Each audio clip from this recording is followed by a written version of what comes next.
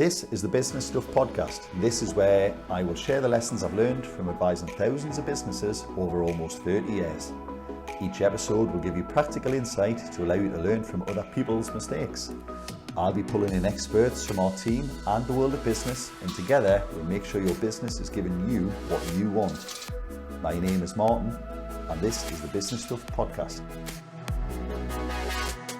Hi, it's Martin, and this is another episode of Business Stuff from Robson Laidler. I'm here today with Paul Cheetham from Paul Cheetham Coaching and Consulting. Yeah. Hi, and we're here to talk about emotional intelligence, aren't we, Paul? We are indeed. Let's start at the beginning.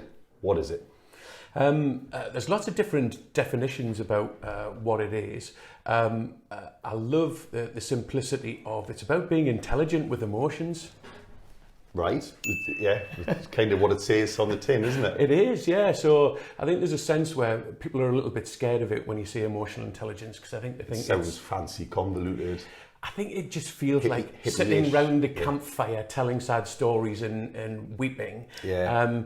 And it's not about that at all. It's about using your intelligence to harness the power of your emotions. Right, okay then. So know roughly what it is.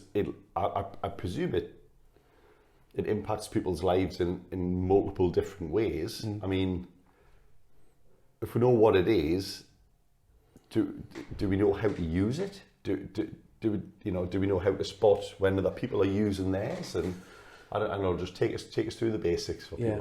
Well, I'm going to take you back 2,000 years, if that's all right, to a little bit of. We've only got 20 minutes, but yeah, we'll get through it, no doubt. Yeah. So there's a famous quote from Aristotle where he says, it's easy for people to become angry. Anybody can do that, but to be angry at the right person, at the right time, to the right degree, is difficult. So that's controlling your emotions then. Yeah, because your emotions are there. It's about how do you blend your thinking and your feeling to make an optimal decision. Most of us are spending our time thinking about like rational decisions, or when you go into work, it's often leave your emotions out of it.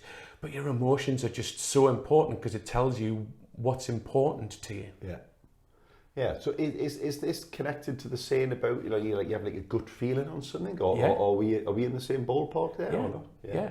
So, you can feel your emotions in all parts of your body, and sometimes, certainly when I'm doing individual coaching with people, when I talk about emotions, they sometimes find it difficult to name an emotion and to be able to articulate that. Yeah. So that's called emotional literacy. Have you got a great number of words?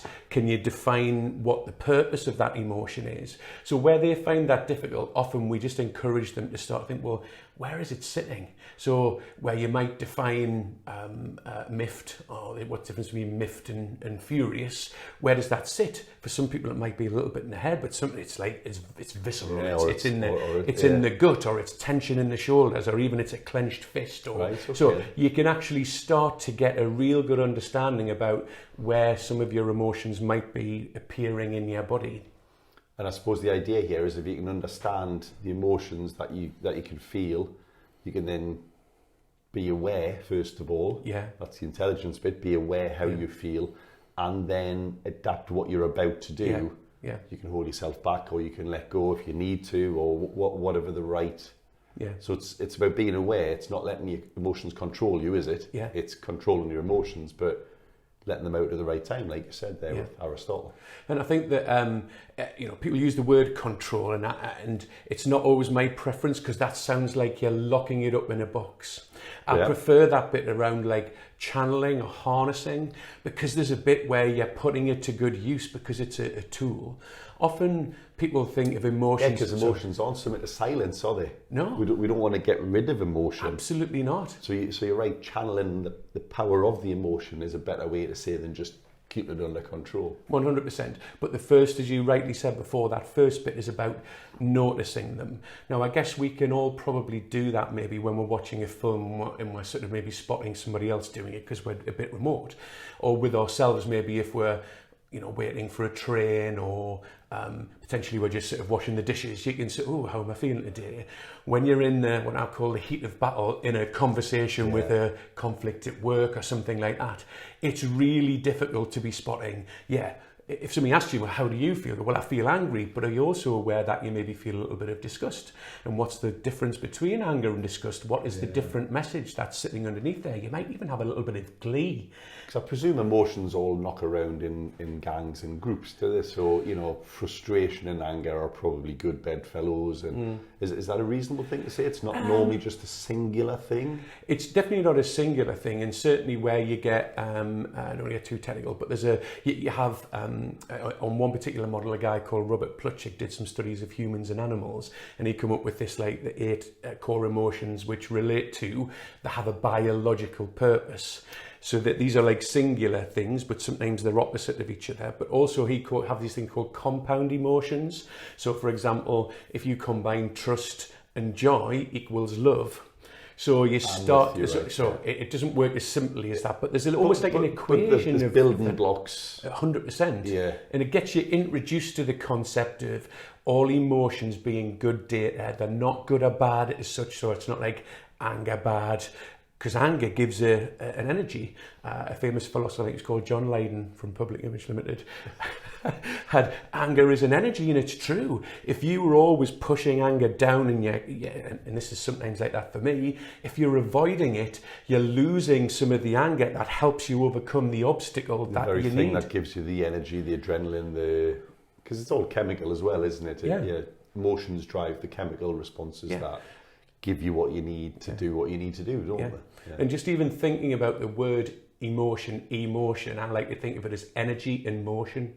And I think that's where people suffer from lots of challenges, maybe their personal and their work life too, is where the energy, the anger, or whatever the emotion is, sits inside. And if you're not doing anything with it, that's where it can become potentially corrosive. So how are you channeling this? How are you harnessing it to bring it to bear in, particularly in work situations? There's a great saying which I can't remember.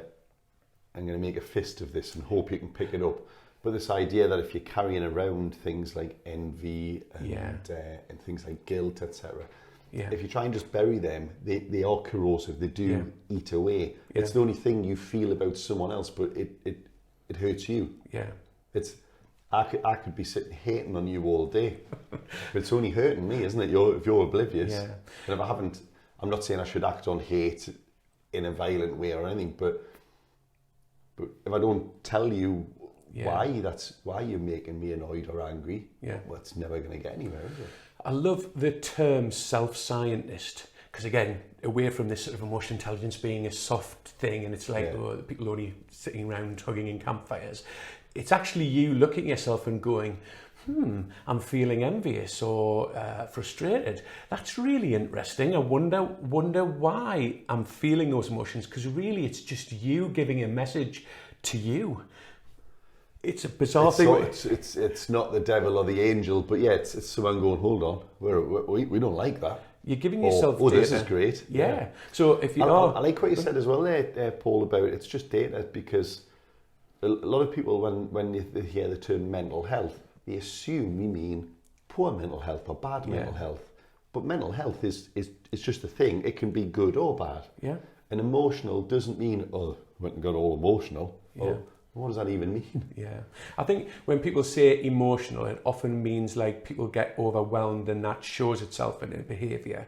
But you notice you don't say that when you're on a roller coaster and you're overcome with excitement and joy. Yeah. You don't say, you got all emotional. It's attached normally. Yeah. The downside of the emotional, isn't it? You can't manage yourself, or somehow it's seen as a bad thing. You're less because of that. And sometimes though, even that sort of overwhelm and getting that out there, and I'll use an example, and hopefully my wife doesn't watch this. I'll be staggered. Well, one of my daughters sometimes follows me on LinkedIn, so she'd probably tip out of the wise on that. Yeah. But I'm tend to be, and traditionally I was a barrier. I would hide these emotions. I would keep the flat face. I would, keep everything hidden. Yeah. And I'm not saying it's ideal either to lose me shit and go mad and shout and bawl, because inevitably there's consequences. Yeah. But sometimes at least the pros and cons. So if I'm doing a post review and I'm just going to be the self-scientist, and I'm going to review what went on there. Here are the cons. I'm in the doghouse and I'm not allowed to go to the pub this weekend. But what are the pros? Well, actually, the pros are, for the first time, I've been able to articulate, my wife understands how I feel that this subject that we talked about is really important to me. So it's going, well, okay, well, how? Because that's what I really wanted. Because how you let the emotion out is something you then practice, presumably. So if you're really angry, you shouldn't bury it. It shouldn't erupt out of you violently, but it should come out. And that's where I think, certainly where, a bit like you, my wife, if she ever did watch this, hopefully she's give up by now, would say, well, I feel like sometimes you lose the argument, even though you've got the right point, but you're just not making the argument well. Yeah, it is, because it does come out the wrong way, doesn't it? And this is where that part about being smarter with your feelings, it is really important. Sorry, I had a point that sort of cropped in my head there and floated back out again. Sorry, yeah. What I love about emotional intelligence is this isn't a script that I like work with people I'm coaching or training leadership teams with or training, groups of technical people in. This is about you finding where is the right place to find that sweet spot of how you might let that out and how you might manage that. Because for some people, it may well be that, hold, but then still channel is better. For some people, it's like, I need to get that out straight away. You've got to find, like Aristotle says, the right time, the right moment, not just necessarily for the situation, but for you. So if you do have people who maybe have different styles, different personalities, introvert, extrovert, all that type of stuff, each person, introvert, might well have the same emotions as an extrovert, but might feel more comfortable channeling it in a particular way. They might want to write a considered email to tell people how they feel, as opposed to standing up in front of a group of 100 people and tell them what they think of them. Yeah. So you're still doing it, but in a way that's authentic and feels right for you, rather than being a prescriptive approach. There's also times when you can't let your emotion out. I would imagine if you're a fighter pilot, it's life and death. You can't just go, actually, pause everything, I'm just going to have a bit of a cry, this is too much. Or if you're one of those guards at Buckingham Palace with the bear hats on, they've just got to stand motionless. I would imagine they'll quite often go and take the hat off, put the gun down and kick the table or something, depending on what kind of day they've had. So it's the right time and the right way. Is the important thing that you acknowledge and deal with the emotions, then, not necessarily how you deal? You know what? Because one of the descriptions talks about blending thinking and feeling to make optimal decisions. And when I'm working with people, they'll talk about, so it's the right decision. Then it'll help you make the right decision. I'm not going to guarantee that anything you do will be the right decision. Yeah. What you are doing is experimenting with your life. People call emotional intelligence a soft skill. It's not. It's bloody hard, because what you're doing is you're trying something new and then going, did this work? What are the pros and cons? You know what? I used to do this. Was the outcome better? I'm trying something new. You know what? It went even worse. But the worst thing you can then do is go, well, I'm not trying that because it didn't work that time. Yeah. It's a bit like, I guess, if you're trying to find an antidote to COVID or something, you go, well, I've tried it at this heat, these chemicals, that didn't work. I'm not going to try again. I'm going to try a different heat. I'm going to put it in the freezer. I'm going to put different chemicals in. I'm going to, that didn't work either, but it felt like we got closer. So it's about you experimenting, and sometimes something that worked might not work the next time. You know why? Because it's a different circumstance with a different person. Or it might have been a different feeling, and your emotional literacy failed you. You thought you were angry, you weren't. You were frustrated. You were mad. Mad's different to angry somehow. Yeah. So Paul, we've covered quite a few areas already, and we could go into loads of other areas. I suppose there's a couple of things here. Why is it important that you yourself understand these things? Yeah. Is this almost like, could your emotions be subconsciously making you do things you're not even aware of? And if you can get it, you'll stop doing these things unconsciously and make conscious decisions. Is there a... Well, they are. I mean, for most of us, I think, and we often go about our day on autopilot. We've built up our patterns throughout our life, and we'll always respond to certain situations in certain ways. Yeah. So again, you're right. In many aspects, our emotions are controlling us, and they might not be loud. There might just be subliminal things like, Like if you suffer from maybe anxiety, which is attached to maybe sort of an element of fear, therefore, even at a low level, so I'm not talking overwhelming stuff, just at a low level, that'll decide how you deal with situations at home, maybe if you're confronted in the street, or at work, if they've got situations that might involve, like, you know, tackling a thing that's going wrong. You're not consciously aware because that's your normal way of dealing with it. Unless you acknowledge that you're living your life potentially with a low level of anxiety or fear of confrontation. A great example would be someone who's classically shy and they feel like everything they do is embarrassing. Yeah. Or they're going to not say yes to things that a person who isn't living with that, they would say, well, I don't mind. Yeah. It's a bit of fun to me. The same action could cause excitement in one person, but embarrassment and dread in another, couldn't it? Yeah. So again, you've got to, and I think this is one of the most important things for me. This is where I think emotional intelligence is really useful. If you're trying to run a business, run a team, you're in a team. If you speak to people in your personal life, business life, it doesn't matter. You need to know what's going on in you, but it's also handy if you can pick up what's going on over there, isn't it? 100%. So if you were looking really nervous now, your knee was going and you're clenching your glass, I wouldn't be a very good employer or manager or pal or anything if I didn't go, are you all right, Paul? Yeah. So you're right. There's like an internal aspect to it, but there's also that external aspect. And I know you can sort of, you know, people would look and go, hey, the empathy bit, that's sort of bit about really connecting with others, and I'm good at that, but maybe not so good myself. I always think that's really tricky. So if you can't even spot your own emotions and you're not aware of that, how the hell are you going to do that with other people where it is, you know, at least you have like a bit of an inside view to you. You don't really so much with other people unless they're eliciting that themselves. So that external stuff is really also important. that expression, you know, knee tapping and clenched fist could mean anything. You could be nervous. You could actually just have a pain in your knee. Who knows? So but then I suppose the skill is if you know what the emotions are and how they can affect people. I suppose the way to get around, well, what you're feeling is to ask how you're feeling. Yeah. And I suppose we don't probably do enough of that, do we? We don't, and I think there's a sense of normalising it. So certainly when I've worked with groups and teams, it's really powerful because I guess it gives that team an active permission to go authentically. You know, we went on that course with Paul, so we now know we can go.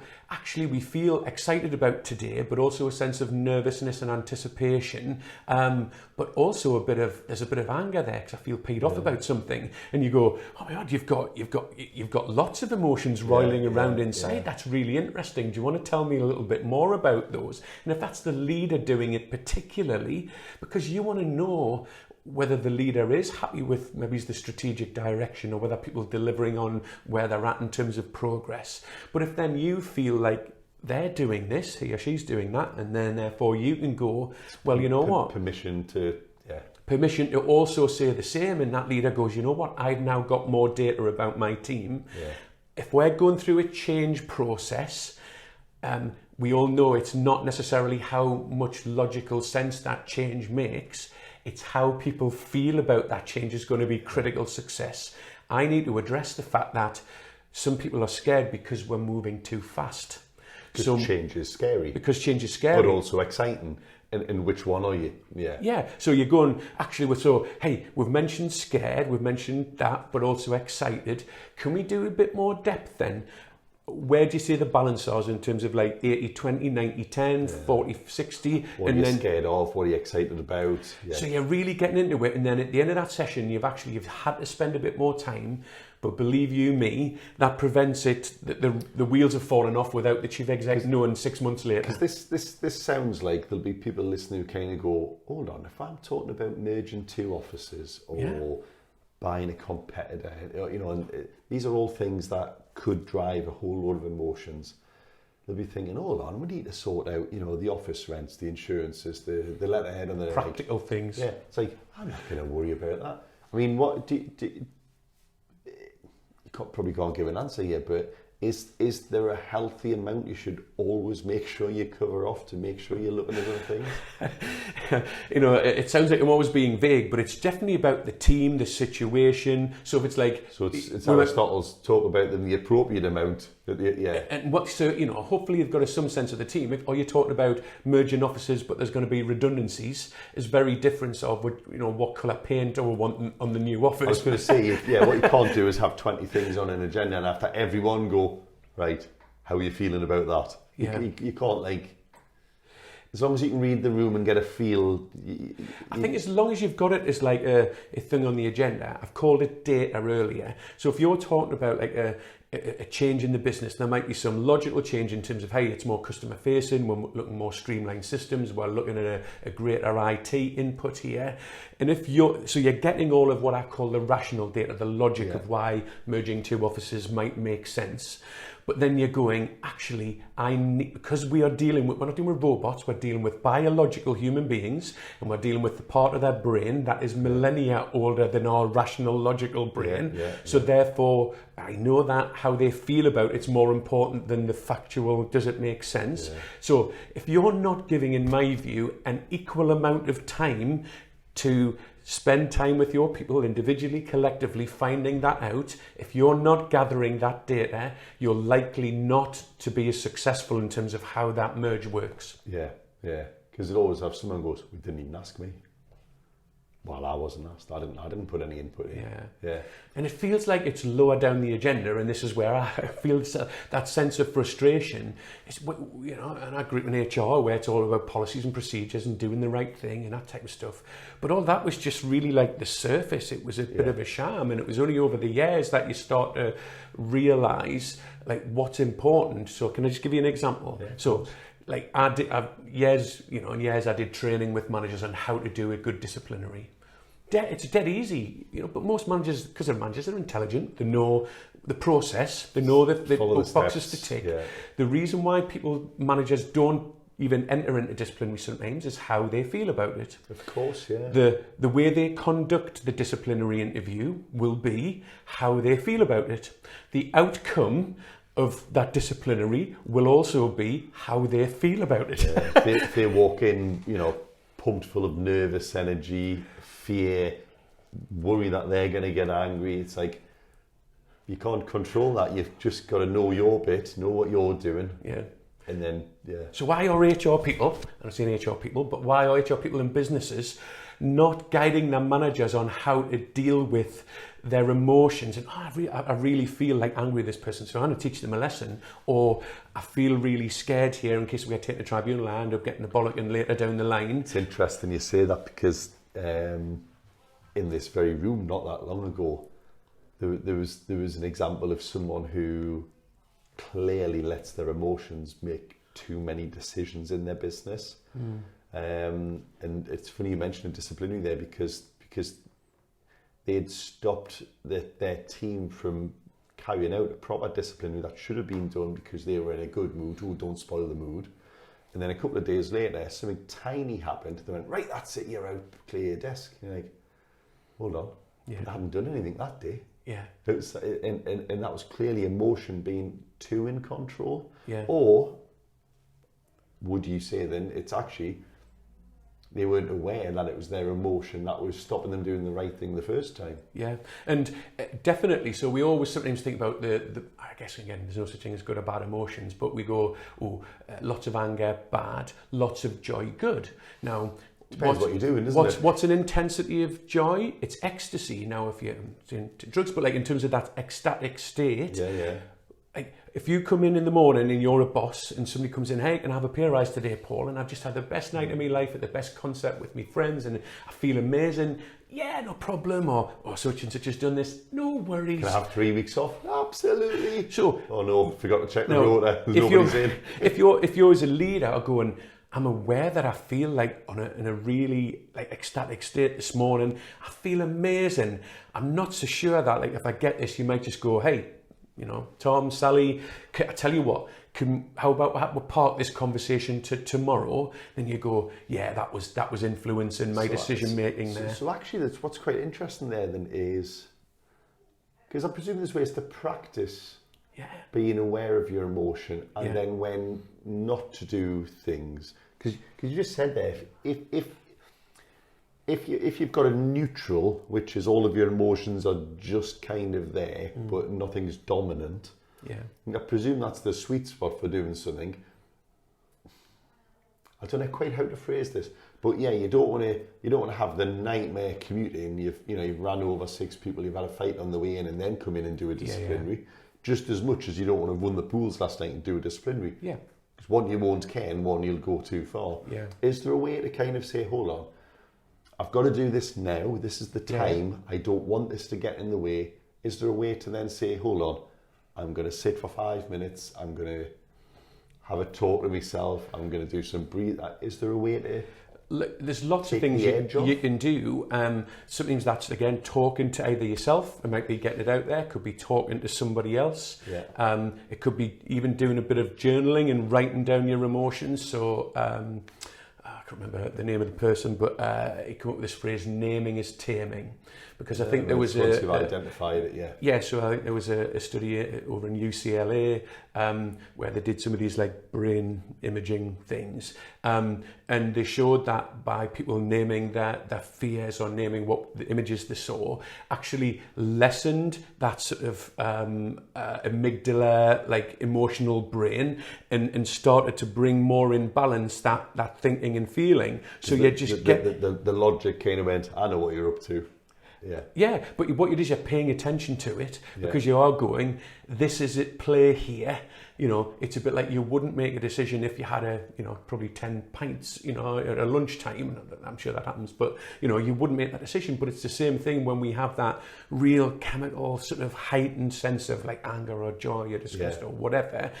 Sometimes that might go, that's not really the best way. I need to maybe understand what that emotion is telling me about me. You know what? I do feel like I've been affronted. I do feel like somebody's ignoring what I'm saying.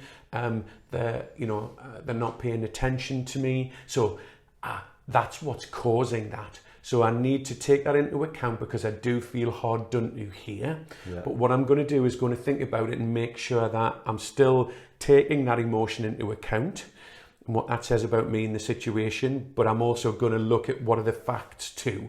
So let's put those two things together and see if I get the right outcome here. Yeah. Okay, that's it, right. So I suppose to finish off then, one thing that's quite apparent, and I know this from speaking to people and obviously the stuff we do at Robson Laidler, we do courses on this, training on this. But if I go back to when I first started here, we never did anything. We never would have spent the afternoon talking about feelings, stress, emotions, how to spot things in others, how to deal with scenarios. I think the cynics would predict your answer, but I think I know the right answer as well. Are there too many workplaces, too many employers, managers who are just ignoring this and just focusing on technical ability? Yeah. It's like, they can stick stuff together really well. That's all we need. Yeah.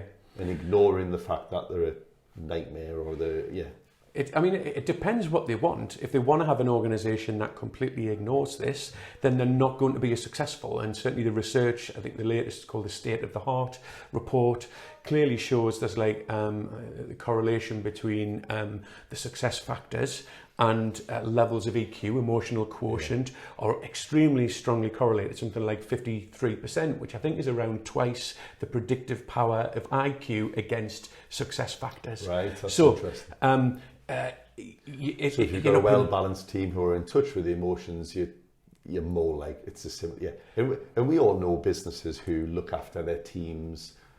Happy team, happy business, happy customer, happy customer, successful business. Exactly. Like, there's loads of examples of, opposing airlines. I mean, there's some great case studies if you look into this. But also, it's interesting. I saw the lady who was involved, who's in charge of the volunteer experience at the London Olympics. I can't remember her name, but she was a great speaker. Yeah. And she talked about how making sure everyone was in the right frame of mind, happy, not to ignore what they were up to, but just, and it was a fantastic success as a result, whereas you could quite easily have said, sitting on that chair and don't move, and and if they'd ignored, long-winded here, but one really good example they said, look, we want to make sure the volunteers all don't just do the same thing for weeks on end. Yeah. So you'll do some ticket stamping one day, you'll do some, passing flags to winners the next time, or you'll do that. And they knew that if they just ignored how people felt about what they were doing, it wouldn't work. Yeah. And you think about the feeling of that, event, and what they wanted to bring, I guess, to the UK and the world. So, wanted anybody who came, who was there, whether you're a spectator, a participator, a journo, whatever you were, they wanted everyone to get a fantastic experience. And by and large, I think they kind of did that. Yeah. And I think just to maybe finally say on that sense, and you talk about those businesses who may just ignore that, whether you like it or not, that will project to your customers and stakeholders. So if you're not paying attention to how you feel, how your team around you feels, how people in your organisation feel, that will impact your product or the delivery of your product, no matter how technical that may be. Your customers will be impacted, I guarantee it. Well, again, there's recent examples. We'll not name drop, but there's always the high profile example of the business who doesn't internally act the way they externally portray. Oh, we're a kind, caring business. Then it slips that the CEO's been running around, shouting and bawling at people, and it's like, you can't keep the pretense up long, can you? You kind of have to do this. You can't just say you're doing it. You've got to do it. If you're not even pretending you're doing it, then you're definitely failing, aren't you? The thing is with this, though, this is all about continuous practice. Are we human beings? Are we flawed? Do I, having studied this for many years, do I still get it wrong? Absolutely. Oh, well, we've just had a text in off Mrs. Cheetham. Yes, he does. He does get it wrong. And you know what? I still do, and that's where I love it. There's not a judgment with it. It's just going, come on, start to try and pay attention to this. One, because you think it's the right thing to do, and you want to do the best for you, and you want to care for your people. But even if that's not your prime motivation, do it because there's a clear case for business success if you get this thing right. Because most people in business care about the product, their customers, their team, or money. This ticks all of them, doesn't it? 100%. Doesn't matter whether you care if Betty's happy or not. You want it to be happy, and you want the right setting because you'll make more money. Yeah. So if you're tempted to dismiss this, you do so at your peril. It will cost you money. Is that a reasonable thing to say? Indeed, yeah, and your people too, but money as well. Right. So Paul, we normally ask, we don't always, but try and ask with just what's the one thing in this area that people are just getting wrong all the time, just as a little takeaway. Yeah. Leave your emotions at the door when you come into work, and I think that's just. So you're not saying that as guidance. You're saying that's the thing. That's the wrong. worst. That's the worst wrong, thing people can think. Or leave your personal troubles at home. Leave your emotions at home. It's not. When say people bring their emotions. Brené Brown, I think, said, when you numb one emotion, you numb them all. So people need their emotion for the drive to get the job done, to be creative, to work with other people and collaborate. Emotions are needed for those. And if you come in and you're go, my boss won't allow any emotions, then how do they know how that job's going? I love that. Yeah. You can't just switch your emotions off. You need your emotions. It's a drawbridge. It's like, is it up? And you can have it maybe slightly up or down, but that sense. If you try to numb one, because you couldn't passionately do anything if you weren't emotional, could you? No, no, definitely not. It's as simple as that. Yeah. Tell you what. Bring your emotions to work day. Indeed. Starting tomorrow at Robson Laidler. Listen, Paul, that's been fantastic. Thank you very much. No, thank you for inviting me along. I hope you've all enjoyed that and picked something up. I certainly have, and I'm definitely going to try and think about a couple of those things. Even if all I do is, if I miss it at the time and it's too late, I'll come back and I'll diagnose after. Yeah. And then readdress and see what could do better. I've got some good tools to help you do that. Yeah. Well, no worries. Paul will put all your links, etc., in the thing, but for now, thank you very much. No, thank you, Martin. Thank you.